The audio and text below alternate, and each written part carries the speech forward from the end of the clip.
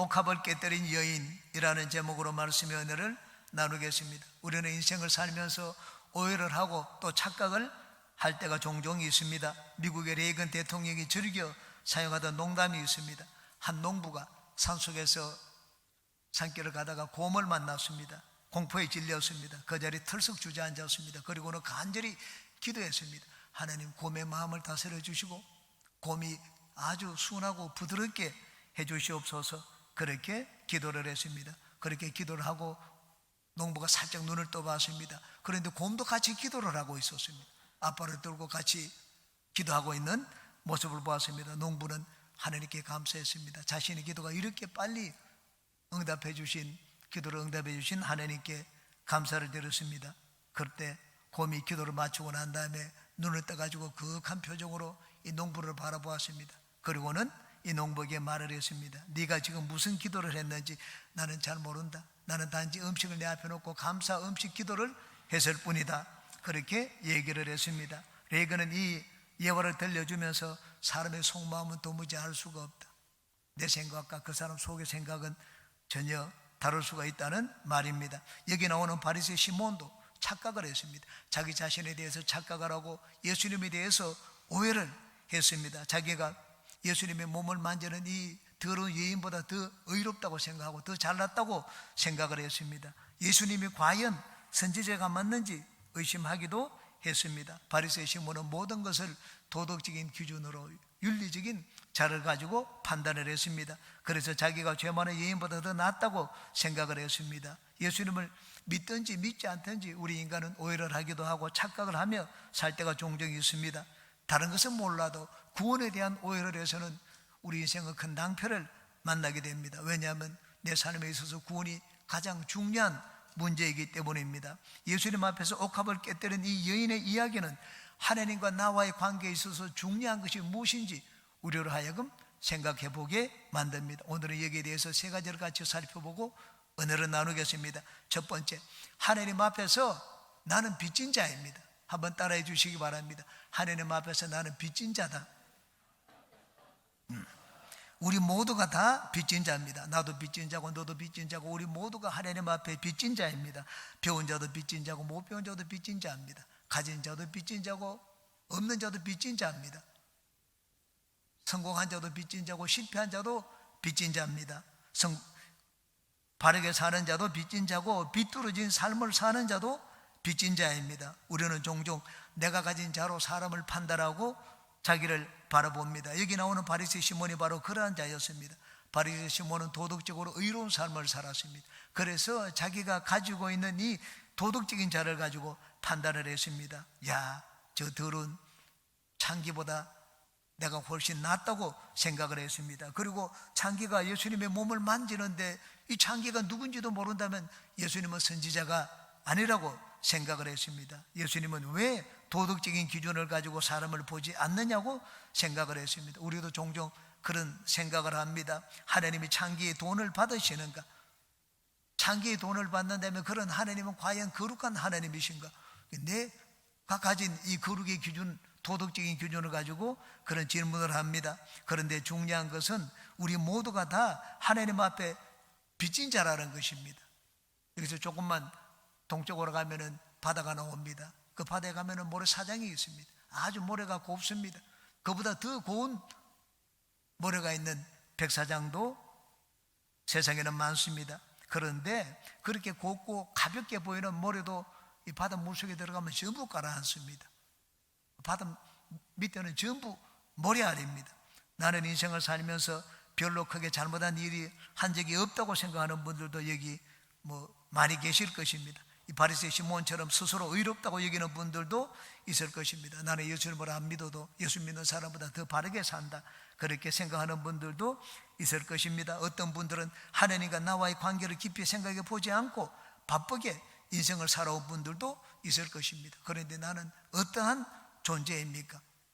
나는 하나님 앞에 빚진 자입니다. 나도 너도 누구나 할 것 없이 우리는 그 죄가 아무리 적더라도 죽고 나면 전부 지옥의 바다에 빠져야 되는 빚진 자입니다.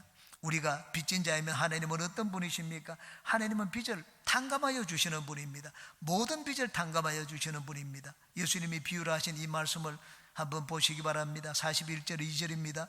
이르시되 빚주는 사람에게 빚진 자가 둘이 있어 하나는 500데나리온을 졌고 하나는 50데나리온을 졌는데 갚을 것이 없으므로 둘 다 탕감하여 주었으니 둘 중에 누가 더 그를 사랑하겠느냐? 큰 빚을 가진 자도 탕감하여 주고 작은 빚을 가진 자도 주님이 깡그리 탕감하여 주셨습니다. 왜 깡그리 탕감하여 주셨습니까?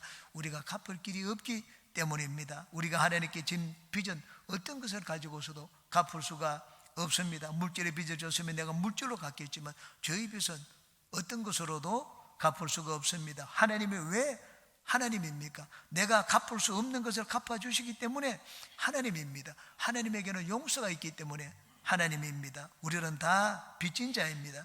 예수님의 몸을 만지는 여인은 이 동네에서 죄를 지은 여자였습니다. 바리새인 시몬은 예수님을 만지는 여인이 죄인인데 자기는 죄인이 아니라고 생각을 했습니다. 그런데 예수님은 그 여자도 죄인이고 너도 죄인이라고 말씀을 하셨습니다. 그리고 하나님을 믿는 자는 그 빚이 어떠하든지 다 탕감받았다고 말씀을 하셨습니다. 부끄럽지만 제가 예수님의 믿을 때 일을 잠깐 말씀드리겠습니다. 저희 누님이 제가 예수님을 믿도록 오랫동안 기도했습니다. 그리고 42년 전에 여름방학 때 저희 누님이 계신 대전으로 방학 때 놀러 갔습니다. 저희 누나는 저녁을 먹고 난 다음에 저를 작은 방으로 불렀습니다.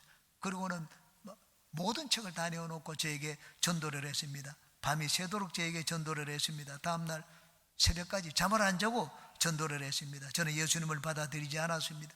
왜냐하면 나는 예수님을 안 믿어도 예수 믿는 사람보다 낫다, 그렇게 생각을 했기 때문입니다. 그렇게 논쟁을 하면서 밤을 새웠습니다. 이튿날 새벽에 이제 아침이 되어서 이 대청 때문에 놀러 가기 위해서 버스를 탔습니다. 대덕공원에 가기 위해서. 그런데 버스에서 하나님의 방문을 받았습니다. 하나님이 저희 죄를 보여주시는데 어릴 때 제가 진짜 주마등처럼 제 눈앞을 지나갔습니다. 너무나 두려웠습니다. 예수님이 살아계신지 물어보았습니다. 그리고 예수님이 저희 죄를 용서해 주시는지 물어보았습니다. 이런 죄를 용서해 줍니까? 용서해 주신다고 하셨습니다. 이런 죄는요, 그것도 용서해 주신다고 말씀을 하셨습니다. 그래서 저는 버스 안에서 제 스스로 예수님을 제 구주로 영접을 했습니다. 다음 날 서울에 와서 그 주부터 교회 나가게 되었습니다. 인간인 것은 죄를 짓기 때문이고 하나님이 하나님인 것은 용서해 주시기 때문입니다. 우리 가운데 용서가 필요 없는 자는 아무도 없습니다. 이 세상에 가장 나쁘고 가장 악한 자가 누구입니까? 용서를 모르는 자입니다.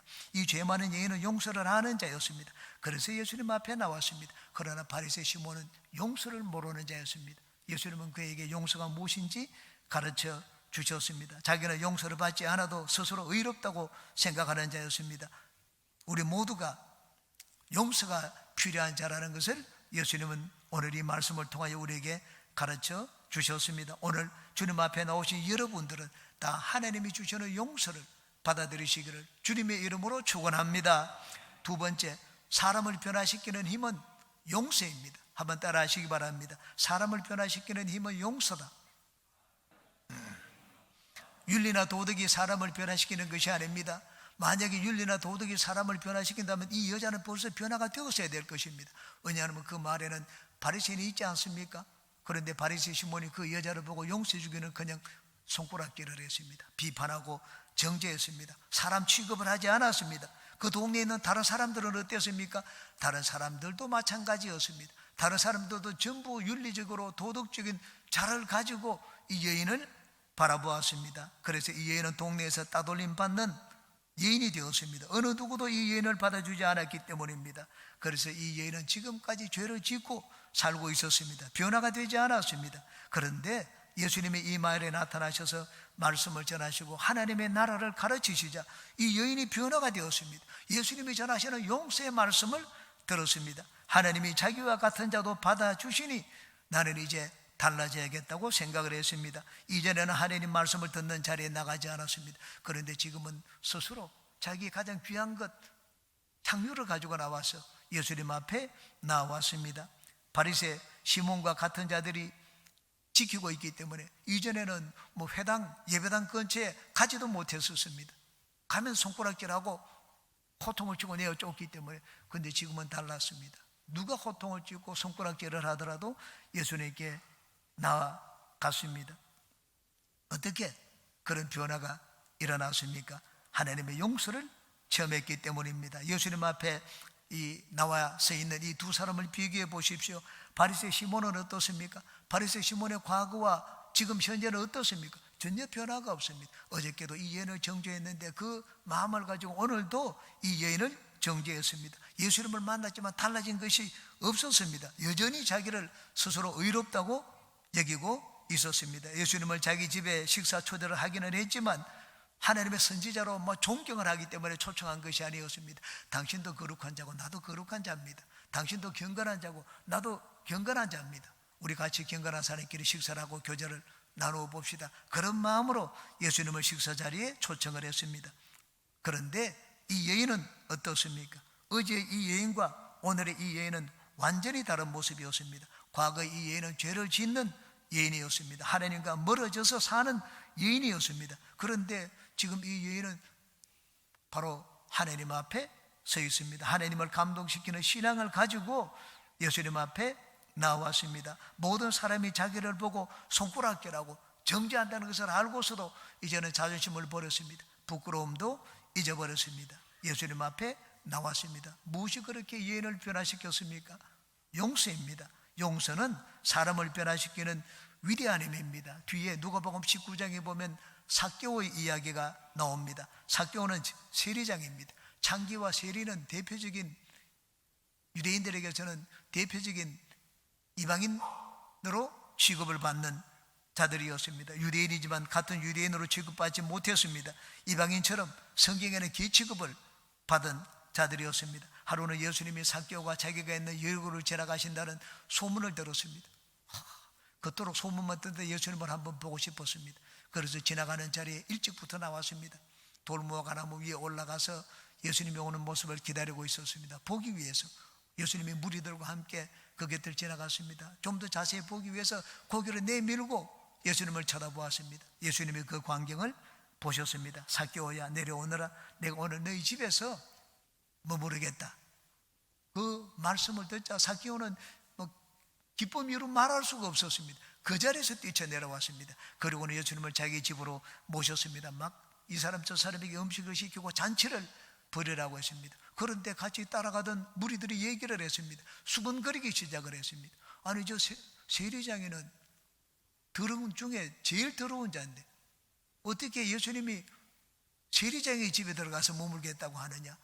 막 수근거리는 소리가 났습니다. 삭개오가 이 소리를 들었습니다. 그래서 그 많은 사람들 앞에서 예수님 앞에 고백을 했습니다. 예수님, 저는 지금 내 재산의 절반을 떼어가지고 가난한 자들에게 나누어 주겠습니다. 그리고 내가 다른 사람에게 사기친 것이 있으면 4배나 갚겠습니다. 많은 사람들이 보는 앞에서 그렇게 선포를 했습니다. 어저께는 전혀 다른 삶을 살았습니다. 그런데 예수님을 만나고 난 지금 완전히 달라졌습니다. 어떻게 그런 변화가 일어났습니까? 예수님이 삭개오를 받아주었기 때문입니다. 용서는 그냥 받아주는 것입니다. 아무도 자기를 받아주지 않고 기취급하였는데 예수님이 자기를 받아주셨습니다. 무조건적인 용서를 체험을 했습니다. 변화가 되었습니다. 여러분, 무조건적인 용서는 사람을 변화시킵니다. 42절을 다시 한번 보시기 바랍니다. 갚을 것이 없으므로 둘 다 탕감하여 주었으니, 갚을 것이 있었으면 조건을 달았을 것입니다. 네가 언제까지 갚아라 이렇게 해라. 갚을 수 있었으면 조건을 달고 갚으라고 했을 것입니다. 그런데 갚을 것이 없었습니다. 용서를 하되 무조건적인 용서를 해 주셨습니다. 하나님의 용서는 무조건적인 용서입니다. 여러분은 모두가 다 하나님의 무조건적인 용서를 체험해서 이 여인처럼 주님을 섬기는 그런 사람으로 변화되시기를 주의 이름으로 축원합니다. 세 번째, 하나님이 우리에게 받으시기 원하시는 것은 하나님을 사랑하는 마음입니다. 한번 따라 하시기 바랍니다. 하나님을 사랑하자. 하나님이 어떤 자를 기뻐하시겠습니까? 도덕적으로 온전한 자를 기뻐하시겠습니까? 종교적인 열심히 뛰어난 자를 기뻐하시겠습니까? 저를 한 번도 안 지었다고 말하는 자를 기뻐하시겠습니까? 바리새인 시몬은 자기가 생각하기에 죄를 안 지은 자였습니다. 누구보다 죄를 적게 지은 자였습니다. 이게 보니까 50데나리온의 빚을 진 자였습니다. 여기 있는 비유대로 얘기하면 창기는 500데나리온의 빚, 그러니까 창기는 10배나 더 많은 죄를 지었습니다. 바리새인 시몬은 스스로 자기는 하나님을 잘 믿고 나는 거룩하다, 경건하다 그렇게 생각하는 자였습니다. 그런데 예수님은 이 바리새인 시몬을 칭찬하지 않았습니다. 야, 네가 참 깨끗하게 살았구나. 그래, 네가 하나님을 참 열심히 잘 믿는구나. 네가 선한 일도 많이 하고 있구나. 예수님이 바리새인 시몬에게 그런 말씀 한마디도 하지 않았습니다. 오히려 책망을 했습니다. 여기 44절 이하의 말씀을 보십시오. 여자를 두루보고는 시몬에게 말씀을 했습니다. 이 여자를 보느냐? 나는 네 집에 들어왔을 때 너는 나에게 손 씻을 물도 주지 않았는데 이 애는 눈물로 내 발을 닦았다고 했습니다. 너는 내 뺨에다가 키스도 하지 않았는데 이 애는 내 발에다가 입 맞추었다고 했습니다. 너는 나에게 머리에 부을 이 감람유도 주지 않았는데 이 애는 비싼 향유를 내 발에 부었다고 했습니다. 네가 나를 영접하는 것과 이 여자가 나를 영접하는 것을 보니 비교가 되지 않는구나. 그렇게 말씀을 하셨습니다. 많은 사람들이 듣는 앞에서 이 말씀을 하셨으니 이 시몬이 얼마나 부끄러웠겠습니까? 여러분, 내가 많은 사람 앞에서 내 자신을 자랑하려고 하면 하나님은 많은 사람 앞에서 부끄러움을 당하게 하십니다. 예수님은 이 여인의 행동을 칭찬하셨습니다. 그리고 이 여인의 행동에 대해서 결론적으로 이렇게 말씀을 하셨습니다. 47절에 보니 이러므로 내가 네게 말하노니 그의 많은 죄가 사하여졌도다. 이는 그의 사랑함이 많음이라. 그의 사랑함이 많음이라고 말씀을 하셨습니다. 예수님은 우리가 얼마나 의롭게 살았느냐 그것을 가지고 우리를 받아주시지 않습니다. 여러분, 의로움을 가지고 하나님 앞에 나아갈 자가 어디 있겠습니까? 하나님은 우리에게 의로움을 보시지 않습니다. 우리 모두는 다 하나님 앞에 의로움의 대상이 아니라 심판의 대상입니다. 의로움 가지고 하나님 앞에 받아들여질 자는 아무도 없습니다. 예수님은 우리를 보실 때 우리가 얼마나 주님을 사랑하시는지 그것을 가지고 우리를 보십니다. 베드로는 예수님의 가야바 법정에 섰을 때 3번이나 예수님을 부인했습니다. 3번째 예수님을 부인할 때는 너무 예수님 보기가 부끄러웠습니다. 예수님과 얼굴이 마주치자, 눈이 마주치자 바깥으로 나갔습니다. 거기서 통곡을 하고 울었습니다. 나중에 예수님이 부활하신 뒤 베드로는 갈릴리 바다에서 고기를 잡으러 갔습니다. 바로 그 장소에 예수님이 나타나셨습니다. 예수님이 베드로를 부르셨습니다. 그리고는 물었습니다. 네가 나를 사랑하느냐? 여기 있는 다른 모든 사람보다 내가 나를 더 사랑하느냐? 3번이나 그 질문을 하셨습니다. 베드로는 자신이 없지만 그렇다고 대답을 했습니다. 예수님이 베드로에게 예수님의 교회를 맡겼습니다. 하나님은 우리에게 보시고 구하시는 것은 종교적인 열심이 아닙니다. 뼈대에 있는 믿음의 가문도 아닙니다. 의롭고 도덕적인 삶도 아닙니다. 주님을 사랑하는 마음입니다. 왜 주님이 그것을 보시기 원하십니까? 사랑하면 모든 것이 변화되기 때문입니다. 내가 주님을 사랑하면 나의 모든 것을 주님께 드릴 수가 있습니다. 내가 주님을 사랑하면 나의 모든 것을 내려놓을 수가 있습니다. 이 여인이 주님 앞에 나왔을 때 제일 먼저 한 행동은 눈물을 흘린 일이었습니다. 눈물을 흘리며 예수님의 발에다가 뺨을 입을 맞추었다고 했습니다. 눈물이 어디서 나옵니까? 눈물은 마음에서 나옵니다. 눈물은 머리에서 나오는 것이 아닙니다. 마음에 감동을 받아야지, 감격해야지 눈물이 나옵니다. 이 여인은 주님 앞에 나올 때 미리 각본을 써가지고 나온 것이 아니었습니다. 예수님 앞에 나왔을 때 나는 먼저 눈물을 흘리자. 그리고 눈물이 나면 그것으로 예수님 발을 닦자. 발을 닦고 씻고, 발을 씻고 난 다음에 내 머리털로 발을 닦자. 그러고 난 다음에 이 향유를 부어서 예수님 발에다가 붓자. 시나리오를 써가지고 나온 것이 아니었습니다. 눈물은 나를 도와준 사람에 대한 감사와 사랑의 반응입니다. 하나님의 은혜가 너무나 크고 감사했기 때문에 예수님 앞에 서자 감격의 눈물이 저절로 터져 나왔습니다. 예수님은 이 여인이 하는 모든 행동 하나하나가 예수님을 사랑하는 마음의 표현이라는 것을 잘 알고 계셨습니다. 그래서 스스로 의롭다고 하는 바리새인 시몬 앞에서 그가 가장 경멸하고 비천하게 여기는 이 여인을 지극히 높여주셨습니다. 오늘 우리는 다 주님 앞에 나왔습니다. 주님 앞에 나온 여러분들 가운데는 아직 예수님을 믿지 않는 분도 있고 믿는 분들도 있을 것입니다. 이 여인의 이야기를 들을 때 나도 이 여인 같은 그런 삶을 살았으면 좋겠다, 그런 마음이 들지 않습니까? 나를 죄 지은 그대로, 못난 그대로, 있는 그대로 받아주시는 예수님을 만나서 나도 이인처럼 이런 삶을 한번 살아보겠다, 그런 마음이 들지 않습니까? 여러분, 하나님이 높이시는 인생은 의로운 삶을 사는 자가 아닙니다. 도덕적인 삶을 사는 자도 아닙니다. 하나님을 사랑하는 자를 하나님은 높여주십니다. 여러분 모두가 다 하나님의 용서를 체험해서 하나님을 사랑하며 하나님의 사랑을 받으며 사는 인생들이 되시기를 주님의 이름으로 축원합니다.